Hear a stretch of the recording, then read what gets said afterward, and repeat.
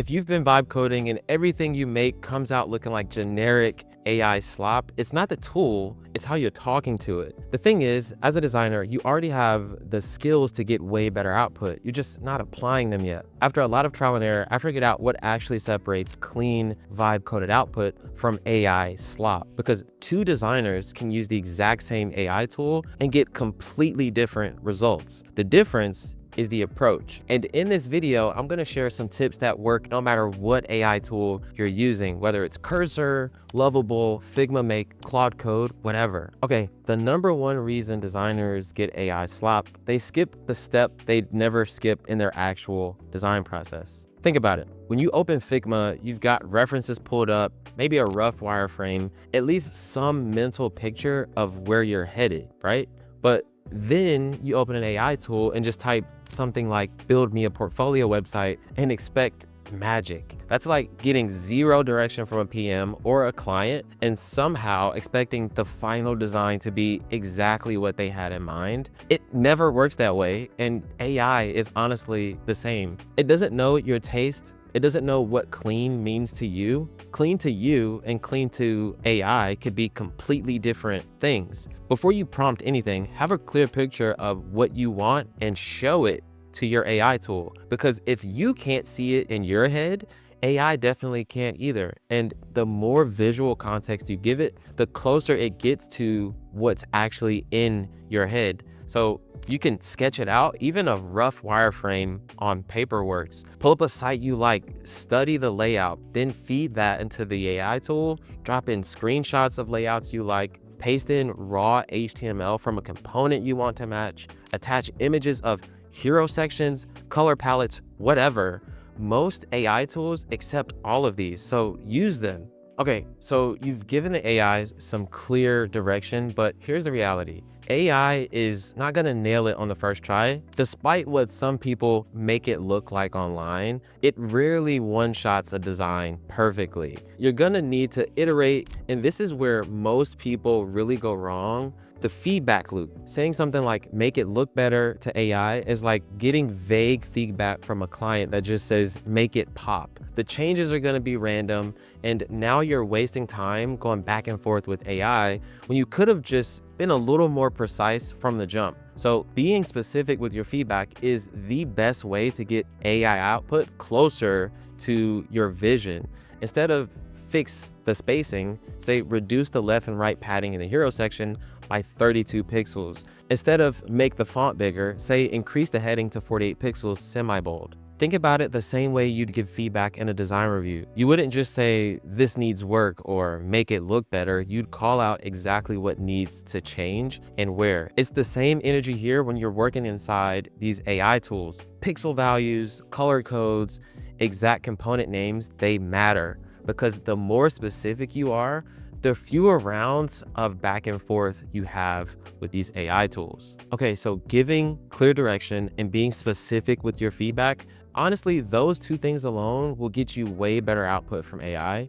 Now, if all of this sounds like more than you want to deal with, I get it. That's why I built Lo-Fi, a framework template designed to help designers like you stand out and get hired. Just drop in your work, customize the template, and you can publish your portfolio fast. No vibe coding needed. Links in the description below if you want to check it out. Now, back to the video. If you do want to keep leveling up your output, even with perfect prompting, AI has visual defaults that scream, this was vibe coded. And the first one people notice is the font. Almost every AI tool defaults to Enter. And look, I actually love Enter. I think it's a great font, but it's become the universal signal for this website was generated by AI. That doesn't mean you can't use it. You definitely still can, especially if you're creative with it. For example, you can use Enter Display, set it to all caps, and maybe tighten up the letter spacing. But if you're just using the default version of Enter straight out of the box, people, even non-designers, can feel it even if they can't articulate it. If you already know what font you want, tell the AI tool up front. For example, use Satoshi for headings and DM Sans for body text. If you don't have a font in mind already, that's fine too. You can just experiment, try a few options and see what fits the vibe you're going for. The point is to make a deliberate choice instead of accepting the default output from AI. All right, so we talked about fonts, but there's another default that AI loves, and it's just as obvious. AI tools gravitate toward these blue, purple gradients. It's like their comfort zone, and once you start to notice it, you honestly can't unsee it. Every vibe-coded project has the same gradient hero, the same purple accent buttons, the same blue to violet background. So 2 tips here. First, kill the gradients entirely. Flat colors are often cleaner, safer, and a lot harder to mess up. Unless you really know what you're doing with gradients, I'd suggest to just remove them. Number 2, swap the color palette. Don't use whatever AI gives you by default. Go to a website like coolers.co, generate a palette you actually like, and grab a screenshot of the hex codes. Then drop that screenshot right into the chat and prompt something like, replace the current color palette with the colors from this image. The AI tool reads the hex codes straight from the screenshot.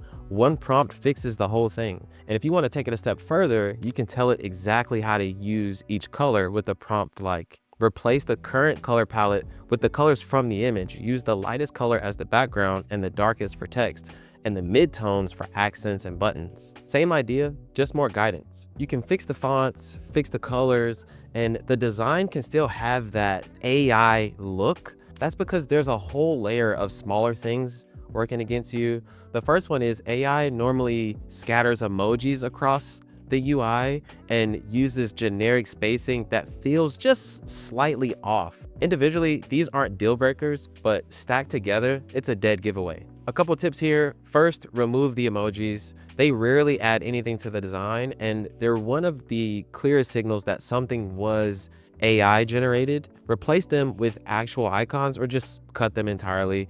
That usually helps the design feel much cleaner. Second, you can tighten or customize the spacing you get from AI. AI tends to be generous with padding and margins. Everything sort of floats in way too much white space. Bring things in closer, make it feel intentional. If a section feels almost right but a little off, it's probably spacing. This is where your eye as a designer is the biggest advantage. You can spot gaps in the design. Go through the output and ask yourself, is this how I would have designed it? If not, tweak it. These are 5-minute fixes that completely change the overall look and feel of the output from AI. So we've covered how to talk to AI and how to fix what it gives you, but there's one more thing that ties all of this together, and honestly, it's the most important. At the end of the day, vibe coding boils down to taste. If you don't know what good design looks like, no amount of prompting tricks will save you. Think of it this way. AI does 80% of the work. Your taste as a designer is the other 20%. And that 20% is the difference between AI generated slop and something that looks designed. The fastest way to level up your taste is to study good design. I browse Savvy all the time for design inspiration. It's one of the best places to find clean, curated references. And my other go-to is Mobbin. It's incredible for studying real app and web design patterns, not just screenshots, but actual shipped products. You can even filter by screen type, flow, industry, whatever. It's the closest thing to a design research library that exists. Make it a habit to spend at least 10 minutes a day browsing good design. Over time, this will start rewiring what you expect from your own output. And here's the thing, this feeds directly back into the references tip from earlier. The better your taste, the better the references you feed AI, the better the overall output. It's one big loop. Everyone's looking for the magic prompt, the secret technique. So how do you actually stop getting generic results? It starts with providing good references, giving clear direction, and having taste. That's not a hack, that's just being a designer. The tool changed, the skill set didn't. The tool isn't the advantage. Everyone has access to the same tools now. The advantage is knowing what to do with them. And that takes something AI can't give you: taste built through deliberate study and being honest about your own work. But knowing these tips is one thing, seeing them in action is another. In this video, I actually walk through my entire process for designing a portfolio website with Claude Code. You'll see exactly how I apply everything from this video in a real build from start to finish. Check it out.